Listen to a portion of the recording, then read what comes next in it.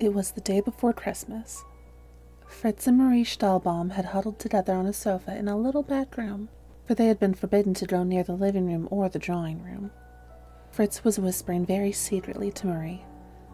"Early this morning," he told her, "I heard all kinds of noises, rustling of paper and pounding behind the locked rooms. Also," he confided to her, "I saw a small, dark man with a large box under his arm glide noiselessly through the hall." "Who could that have been?" asked Marie. "Why, Godfather Drosselmeyer. Who else could it have been?" At this, Marie clapped her little hands for joy and exclaimed, "Oh, what kind of beautiful toy can it be that Godfather has made for us this year?" Judge Drosselmeyer was not a handsome man. He was short and thin, and his face was full of wrinkles. Over his right eye he wore a large black patch, and as he had lost all his hair, he wore a beautiful white wig. To be sure, the children knew that Godfather was a very skillful man, for he not only understood clocks, but he also made some himself. This was the reason that whenever one of the clocks became ill and could not sing any more, they sent for Godfather Drosselmeyer. He would come, remove his wig and his little yellow coat, and tying up an apron would take out a pointed instrument and run it into the clock. This always made little Marie sad, but it seemed to help the clock, as it at once became alive again and began to purr, to strike, and to sing, to the great joy of everyone. Always when he came, he brought something attractive in his pocket for the children. Once it was a marionette, one who would curtsy and turn his eyes.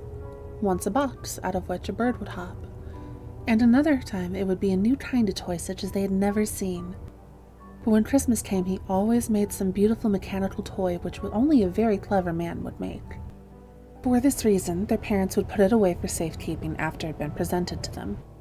"Oh, what kind of an ingenious thing can it be that Godfather Drosselmeyer has made for us this year?" whispered Marie. "This time," replied Fritz, "it can hardly be anything else than a fortress in which all kinds of handsome soldiers are marching back and forth. Other soldiers must come to storm the fortress, and then all at once the soldiers inside will fire cannon which will make a noise like thunder." "No, no," interrupted Marie. "Godfather Drosselmeyer told me about a nice garden, in which there is a large lake, on which superb swans with gold necklaces are swimming and singing lovely songs. Then a little girl comes out of the garden to the lake and beckons the swans and feeds them with candy." "Swans do not eat candy," Fritz interrupted harshly, "and an entire garden Godfather cannot make. Then, too, we have very little joy from his toys. They are always taken away from us at once. I would rather have what Father and Mother give us, for those toys we can keep and do as we like." Again, the children took turns in guessing what presents they were to receive this year. Marie thought that Mamsell Trudchen, her large doll, had changed much, or clumsier than ever. She was always falling on the floor. This showed in bad marks on her face, and her clothing was now anything but clean. All her warnings had not helped, and Mother had smiled to herself when she had seen how pleased Marie had been with Gretchen's little parasol. Fritz assured Marie that he was much in need of a fine chestnut horse to add to his stable, and he also needed to add cavalry to his troops. He declared Father was well aware of this. Little Marie became quiet as if in meditation, but Fritz murmured to himself, "A chestnut horse and hussars I should love to have." In the meantime, it had become very dark. Fritz and Marie, sitting together, did not dare to speak. It seemed to them they could hear the rustling of wings and from a far distance superb music. A bright light now appeared upon the wall, and the children knew that the Christ child had gone on to other happy children. In that moment, they heard a silvery bell ring, ting-a-ling, ting-a-ling, and the doors flew open, and such a splendor greeted them from these rooms that both children exclaimed, "Oh, oh!" and stood entranced on the threshold. Then Father and Mother came forward, took the children by hand, and said, "Come, come, dear children, and see what the Christ child has brought for you." One can just imagine how the children stood and stared, quite silently, and how after some little time Marie, with a deep sigh, called, "Oh, how beautiful! How beautiful!" And Fritz turned several somersaults successfully. The children must have been very good and obedient throughout the year, for never before had they received such superb presents. The large Christmas tree in the center was laden with gold and silver apples, and like birds and blossoms, sugar almonds and bright bonbons, and other pretty cakes came forth from the branches. The most wonderful thing about the tree, however, was the hundreds of lights that sparkled like stars, and the tree seemed to invite them in a most friendly fashion to come and pluck its buds and fruits. Around the tree, everything shone in bright and superb colors. What beautiful things they were, yes, almost impossible to describe. Marie at once noticed the neatest, daintiest dolls and all kinds of little utensils. A silk dress trimmed with colorful ribbons was hanging on a rack so that Marie could look at it from all sides, and this she did and kept calling, "Oh, the beautiful, dear dress! And shall I really be allowed to wear it?" In the meantime, Fritz had galloped 3 or 4 times around the table on his new chestnut horse, which he had found hutched onto the table. Dismounting, he announced that it was a wild horse, but he would soon tame him. Then he noticed his new squadron of hussars that were very splendidly dressed in red and gold uniforms, carried silver weapons, and rode on such shimmering white horses that one could almost believe they too were of silver. Just as the children had quieted down a little, they espied open picture books and were looking at them when the bell rang again. They now knew that Godfather Drosselmeyer would present his gifts, and hurried to the table near the wall. The screen behind which he had been hiding such a long time was quickly removed, and what may we suppose they saw? On a green lawn with many bright flowers stood a large castle, and mirror windows and gold towers. Chime of bells could be heard opening, doors and windows flew open, and they saw tiny men and women richly adorned with plumed hats and lawn-trained robes promenading in the rooms. The central hall seemed to be in flames because so many little lights were burning in silver candelabra. Little children in short waistcoats and skirts were dancing, keeping in time with the chimes. A gentleman in an emerald green cloak beckoned from one of the windows and then disappeared again, and yes, even Godfather Drosselmeyer, no higher than Father's thumb, would appear at the door of the castle and then go back into it again. Fritz, with his arms resting on the table, had been looking at the castle and the dancing and the promenading little figures when he called, "Godfather Drosselmeyer, let me go into your castle." The judge explained to him that it was impossible. He was right, for it was stupid of Fritz to think he'd go into a castle which, even with its gold towers, was so much smaller than himself. Of course, Fritz could understand this, but after a while, when in the same manner the ladies and gentlemen promenaded, the children danced, and the green-cloaked man appeared in the window, and Godfather Drosselmeyer came to the door over and over again, Fritz called impatiently, "Godfather Drosselmeyer, now you must come out the other door." "That cannot be done," the judge replied. "Well, then make the green man who looks out of the window walk with the others." "No, that cannot be brought about either," replied the judge. "Well," cried Fritz, "then let the children come out so I can examine them better." The judge became vexed and replied impatiently, "As the mechanism is made, so it must remain." "Well," said Fritz in a subdued tone, "then I prefer my hussars. They can be made to maneuver forward and backward the way I want them to, and are not locked up in a house." Then he ran to the other table and had his squadron on the silver horses march back and forth and perform to his heart's content. Marie had also slipped away, for she too had tired of seeing the dolls in the castle always doing the same thing, but being more polite than Fritz, she did not wish anyone to notice it. The judge had become cheerful again and gave the children some handsome brown men and women with gold faces, hands, and legs. They smelled sweet and delicious like honey cakes, which was a pleasant surprise. Marie had not left the Christmas table, for she had just discovered something that she had not noticed before. When Fritz had removed his soldiers who had been on parade, just next to the tree, a splendid little man became visible, standing there quietly and modestly. To be sure, much fault could not be found with his body, for the trunk not only seemed too large for the thin little legs, but the head also seemed too large. His clothes, however, covered up his defects, as they seemed to belong to a man of taste and culture. He was dressed in a glossy violet coat worn by hussars, with many white buttons and lacings, and the same kind of trousers, and the handsomest little boots that were ever seen on the feet of an officer. These fitted the neat little legs so closely that they seemed to be painted on them.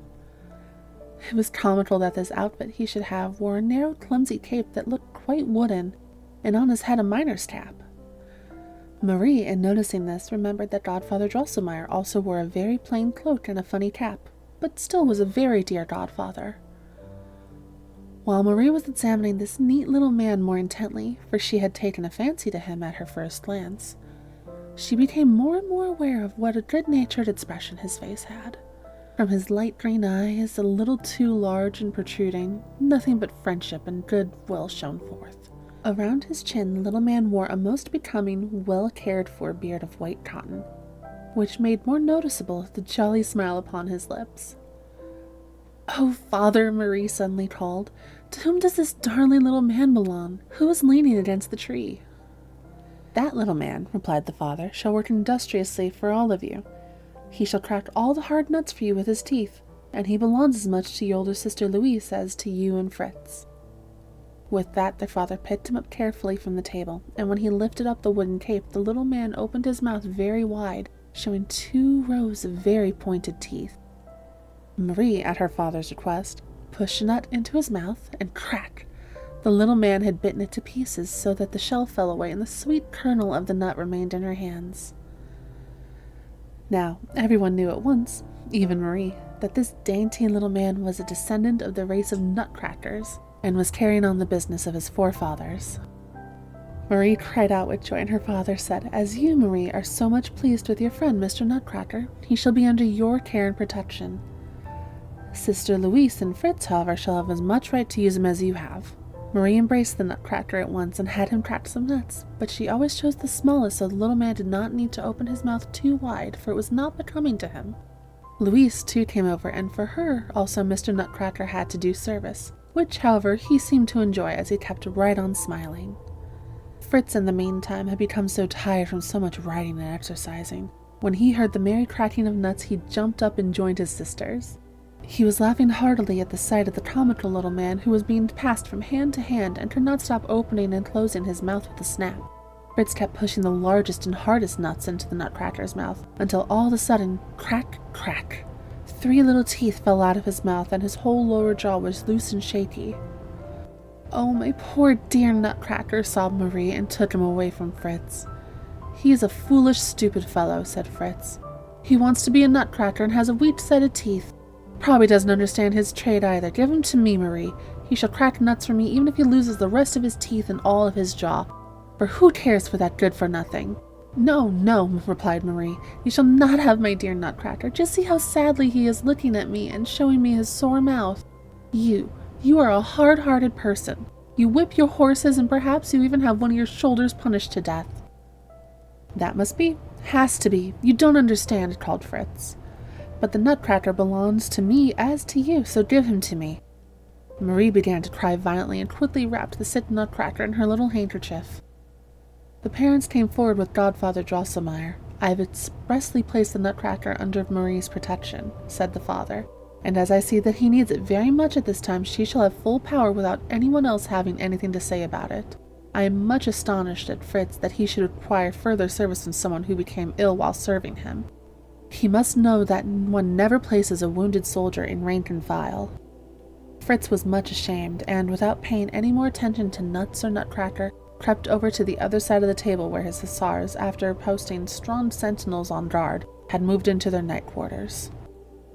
Marie gathered up Nutcracker's lost teeth, and under his injured chin she tied a pretty white ribbon that she had unfastened from her dress.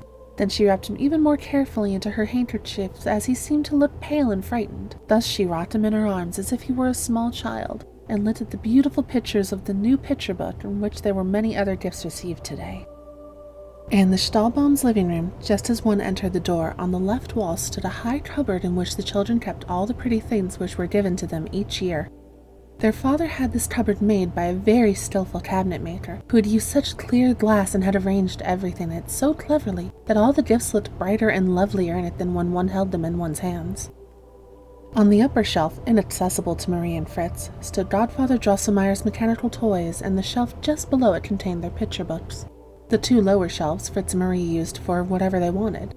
It usually happened, however, that Marie used the lower space as a home for her dolls, while Fritz used the shelf above it as barracks for his soldiers. That was what had happened today also, for while Fritz was setting up his hussars above, Marie had taken out Mamsell Trudchen and had moved the new beautifully dressed doll into the well-furnished rooms and had invited herself to tea and cakes. The room was certainly well-furnished, and any other child would have been happy to possess such a little flowered sofa, such charming little chairs, such a dear tea table, and, above all, such a bright brass bed in which the most beautiful dolls could rest. All of this stood in the corner of the cupboard, the walls of which were papered with gay-colored pictures. In this room, the new doll, whose name was Mamselle Clarchen, would feel much at home. It was almost midnight, and Godfather Drosselmeyer had been gone for a long time, and still Fritz and Marie could not come away from the cupboard, although their mother was urging them to go to bed. "It is true," called Fritz. "The poor hussars also want to rest, for while I am here not one even dares to nod, I am certain of that." With that he departed, but Marie was begging, "Just a little while longer. Let me stay here, mother, as I have several things to attend to, and when they are done I will go to bed at once." As Marie was a sensible and obedient child, her mother could leave her with the playthings without worrying about her. To guard against her being so engrossed with the new doll that she might forget the lights, her mother extinguished all those around the cupboard, and left burning only the lamp that was suspended from the ceiling in the middle of the room, which gave a soft, mellow light. As soon as Marie found she was alone, she began to do things so dear to her heart. She still had the injured Nutcracker in her arm, wrapped in her handkerchief, and now she laid him carefully on the table, unwrapped him, and looked after his wounds. Nutcracker was very pale, and smiled so sadly that Marie became sad herself. "Oh, Nutcracker," she whispered, "do not be angry that Brother Fritz hurt you so. He did not mean to do it, but he has become a little hard-hearted through his being so much with rough soldiers. But aside from this, he is a very good boy, I can assure you. Now I will nurse you until you are well and happy again. I shall ask Godfather Drosselmeyer to replace your teeth and set your shoulder, as he understands how to do such things." When she pronounced the name of Drosselmeyer, she noticed that her new friend, the Nutcracker, drew down his mouth, and his eyes seemed to spout green sparks. Just as she was about to be surprised, however, she noticed the Nutcracker had the same honest face again, with the same sad smile, and she concluded it must have been the draught that made the lamp flicker which had changed his face. Am I not a foolish girl to be so easily frightened, and to believe that this wooden doll can make faces up? But I do love the Nutcracker because he is so comical and good-natured, and for that reason he must be nursed. Then Marie took Mr. Nutcracker in her arms, walked over to the cupboard, and stooping down, whispered to the new doll, "I beg of you, Madame Clarchen, be generous and give your bed to the ill and wounded Nutcracker, and make use of the sofa as best you can. Remember that you are well and strong, for otherwise you would not have such fat red cheeks. Remember, too, that very few of the most beautiful dolls possess such a soft sofa."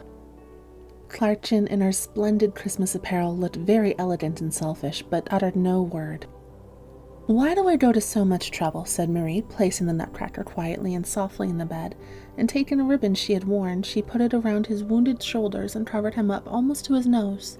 "But he must not remain near Clarchen," she said, and took the bed with the Nutcracker in it and placed it on the upper shelf, right near the village where Fritz's hussars were encamped. She locked the cupboard and was going into the bedroom when she heard a soft rustling, fluttering, and whispering behind the stove, behind the chairs, and behind the cabinets. The tall grandfather's pendulum clock whirred louder and louder, but it did not strike. Marie looked up and saw the large gilded owl sitting on top of the clock had lowered her wings so that the whole top of the clock was covered, and the ugly cat head with the crooked bill was pushed forward. And louder it buzzed, with distinct words, "Tick-tock, tick-tock. Now softly purrs the clock. Little Mousekin's ears can hear. Whir, whir, whir. Sing him the psalms of yore, for soon he'll be no more. Strike, clock, strike." And pum, pum, pum, it struck with a muffled and a hollow sound 12 times. Marie, now badly scared, was about to run away, when she saw Godfather Drosselmeyer sitting on the clock instead of the owl, with his yellow coat-tails like wings hanging down on either side. She called in a crying voice, "Godfather Drosselmeyer, Godfather Drosselmeyer, what are you doing up there? Come down and do not frighten me so, you bad godfather." Then a furious giggling and whistling started all around her. It seemed to her as if 1,000 little feet were trotting and running in the walls, and 1,000 little lights were looking through the cracks in the floor. But they were not lights. No, no, they were sparkling little eyes, and Marie became aware that everywhere mice were peeping out and were pushing themselves upward. Very soon she heard trot, trot, trot, hop, hop, hop, and more mice galloped around and at last took positions in distinct rows, just as Fritz's soldiers did when they were ready to go into battle. Marie thought this very funny, and, as she was not afraid of mice, her timidity left her. Then, all at once, she heard such a shrill whistle that the chills ran down her back. Now, what do you suppose she saw? Just in front of her feet, as if it had come up through the floor there, appeared with a hissing and a whistling noise a mouse with 7 heads, a bright clown listening on each head. The mouse with its 7 heads and 7 crowns gave 3 loud squeaks, which seemed to be a command for the entire regiment, for they moved forward at once. Then, trot, trot, trot, hop, hop, hop, they came upon the cupboard and directly toward Marie, who was standing close to the glass door. Her heart was beating so fast from being afraid that she felt as if it would jump out. Half fainting, she turned when clash, clash, and the painted glass in the cabinet fell to the floor, for Marie had pushed her elbow through it. At that moment she felt a sharp pain in her left arm, but forgot it for the moment in her relief at hearing no more hissing and squeaking. Everything had quieted down, and although she did not dare look toward the floor, she thought the clatter of falling glass must have frightened the mice into their holes. But what did she just now hear? Just behind her in the cabinet there was a commotion, and low, pleasant voices said, wake up, we must fight, in this night, in this night."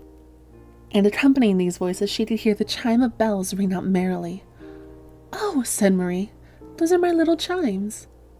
As she moved to the side, she saw strange lights and caught glimpses of all the dolls running around, waving their arms excitedly. All at once, Mr. Nutcracker arose, threw the blanket away, and jumped out of the bed with both feet at once, calling loudly, "Crack, crack, crack, foolish mouse pack, crick, crack, crick, crack." With that, he pulled out his little sword and flourished it in the air, calling, "You, my dear vassals, friends and brothers, will you assist me in this severe combat?" At once 3 marionettes, 1 pantalon, 4 chimney sweeps, 2 zither players, and 1 drum major called out, "Yes, sir, we will cleave to you most loyally. We will go forward with you in combat, victory or death," and followed the enthusiastic Nutcracker in a dangerous leap from the second shelf. Yes, they could easily follow, for not only did they wear clothes of silk and velvet, but inside they were made of cotton and sawdust and fell down like bags of wool. But the poor Nutcracker would certainly break his arms and legs, for he was almost 2 feet from the upper to the lower shelf, and his body was as brittle as if it had been blown of glass. Yes, Nutcracker would certainly have broken his arms and legs, if at the instant he was about to jump, Mademoiselle Clairton had not leaped from the sofa and caught the hero, sword and all, in her 2 arms. Quickly he tore off the ribbon in which Marie had tied up his shoulder, pressed it to his lips, and using it for a sash, swung his bright sword boldly and jumped like a bird from the edge of the cabinet to the floor. At this moment, one could hear the squeaking and screeching of the mice again. Oh, under the large table was an army of mice, and above all towered the bad mouse king with 7 heads. Oh, now what will happen? "Beat the general march, trusty drummer," called the Nutcracker. Very loudly, and all at once the drummer began to drum in a most artistic manner, so that the windows in the glass cabinet shook and rumbled. Now it began to roar and rattle inside. Marie became aware that the covers of the boxes in which Fritz's army was encamped had opened, and the soldiers jumped down to the lower shelf and there formed it into a battalion. Nutcracker ran forward toward Pantalon, who, pale and with chin quivering, said very solemnly, "General, I know your courage and your experience, and now we must consider the whole situation and make a quick decision. I entrust you with the command of several cavalry and artillery companions. A horse do you not need, for you have long legs and can gallop fairly well. Now do what your profession demands." Pantalon immediately pressed his long, thin fingers into his mouth and gave such a sharp whistle that it sounded as if 100 little trumpets were blown. Then one could hear the stamping and neighing in the cabinet, and Fritz's cuirassiers and dragoons came forward, and the new hussars foremost. All took their positions on the floor. Now regiment after regiment marched past Nutcracker with flying colors and martial music, and stood at attention across the floor of the room. Before them all rattled Fritz's cannon, surrounded by the gunners. In a few moments one could hear them boom, and soon Marie saw the sugar pellets playing havoc among the mice. Especially noticeable and shooting from Mother's footstool was a battery which shot honey cakes into the mice, scattering and bowling them over. Still they came nearer and nearer, even running over the cannon.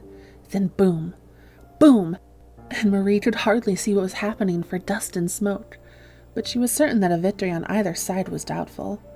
The mice seemed to produce more troops right along, and the little silver pills which they hurled so skillfully could be heard as they struck the glass of the cabinet. Then burr, burr, puff, boom, boom, rip, rip, rap, and all the mice and the mouse cane squeaked and screeched, and above it all one could hear the Nutcracker's mighty voice giving out necessary commands as he strode past the firing battalions. During the heat of battle, troops of mice cavalry swarmed out from under the cabinet, and with a great fury and loud squeaking attacked the left wing of Nutcracker's army. But what resistance did they find here? Slowly, for the condition of the floor would allow no haste, one corps under the command of 2 Chinese emperors had pushed forward and taken position in the square. These brave, gaily colored, and lordly troops consisted of many gardeners. Tyrolines, clowns, harlequins, barbers, lions, tigers, and monkeys were fighting with composure, courage, and persistence. With heroic bravery, this battalion would have wrested the victory from the enemy, had it not been that a daring hostile mouse captain rashly pushed himself forward and bit off the head of a Chinese emperor, who in falling killed 2 Tyrolians and 1 monkey.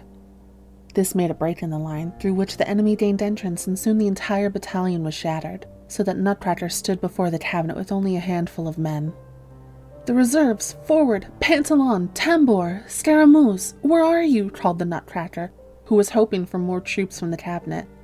A few dark-skinned men and women, the honey-cakes with gold faces, hats, and helmets, came forward, but they fought so stupidly that they did not hit the enemy and came near tearing the cap from their own commander-in-chief. The enemy riflemen soon bit off their legs, so they fell forward and in doing so killed several of Nutcracker's companions in arms. Now the Nutcracker was entirely surrounded by the enemy and was in great danger and distress. He wanted to jump over the ledge of the cabinet, but his legs were too short. Clara and Gretchen had fainted and so could not help him. Hussars and dragoons leaped merrily by him into the cabinet. In his great need he called, "A horse! A horse! My kingdom for a horse!" At that instant 2 enemies took hold of his wooden cape, and in triumph the mouse king came forward at full speed, screeching from his 7 throats. Hardly realizing what she was doing, Marie called, "Oh, my poor Nutcracker," and took off her left slipper and hurled it with all the force she could muster into the pack of mice and their mouse king. At this moment everything seemed to be in confusion and to float away, for the pain in Marie's left arm was far more severe than before, and she sank to the floor in a faint. When Marie woke from her deep sleep, she was lying in her bed and the bright sun shone through the ice-covered panes in the windows. Close beside her sat a strange man whom she recognized as Dr. Wendelstern. In a low voice he whispered, "Now she is awake." And then Marie's mother came in and looked at her with an anxious, searching glance. "Oh, mother dear," whispered Marie, "are all those horrid mice gone, and was the good Nutcracker rescued?" The doctor winked to her mother as she replied, "Don't worry, my child. All the mice are gone, and the Nutcracker is in the cabinet safe and sound. But we have been much worried about you, for that is what happens when children are disobedient and do not mind their parents. You played with your dolls very late last evening, and you became sleepy. Perhaps a little mouse came out from under the cupboard, although we seldom see one, and frightened you. You pushed your elbow into a pane of glass in the cabinet and cut your arm so severely that the doctor just now removed little splinters of glass. You pushed your elbow into a pane of glass in the cabinet and cut your arm so severely that the doctor just now removed little splinters of glass, and says you might have had a stiff arm, or even bled to death. Thank heaven I awoke about midnight, and seeing you were not in your bed, I went to the living room. There you were with Fritz's soldiers and your dolls all about you. The Nutcracker was on your bleeding arm, and not far away was your left slipper." "Yes, mother," Marie interrupted. "Those were still the traces of the great battle between the dolls and the mice. I became so terrified when the Nutcracker was taken prisoner that I threw my shoe at the mice, and after that I don't remember what happened." Now the doctor took her pulse and said she had better stay in bed, as she had a little fever. Thus she had to remain in bed several days, and the time passed very slowly, for she couldn't play or do much. Only at twilight her mother would come in and sit with her and tell her lovely stories. Just as her mother had finished the story of Prince Farkarden, the door opened, and Godfather Drosselmeyer entered with the words, "Well, I really want to come myself and see how Marie is and how her injured arm is getting on." When Marie saw her godfather, the picture of him the night before came into her mind, and she called to him, "Oh, Godfather, you were very horrid last night. I saw you sit on the clock and spread your coat-tails so it shouldn't strike loud and frighten the mice away. I also heard you call the mouse king. Why didn't you come to rescue the Nutcracker and me, for you are to blame that I am ill and wounded in bed?" Marie's mother asked in an anxious tone, "Why, what is the matter, Marie?" Godfather, however, made up faces and said in a snarling voice, Strike, clock, strike. Pendulum goes click-clock. Hink and honk and honk and hink. Tick-tock, tick-tock. Marie looked at Godfather Drosselmeyer with staring eyes, for he looked uglier than ever, swinging his right arm backward and forward as if he were a marionette. She might have been afraid of Godfather if her mother had not been present, and if Fritz, who had sneaked in, had not interrupted with loud laughing. "Oh, you were too comical today. You remind me of my Jack-in-the-Box." I grew tired of him and threw him behind the stove. Marie's mother remained serious and asked the judge what he meant by such antics. The judge laughingly replied, "Have you entirely forgotten my clock song?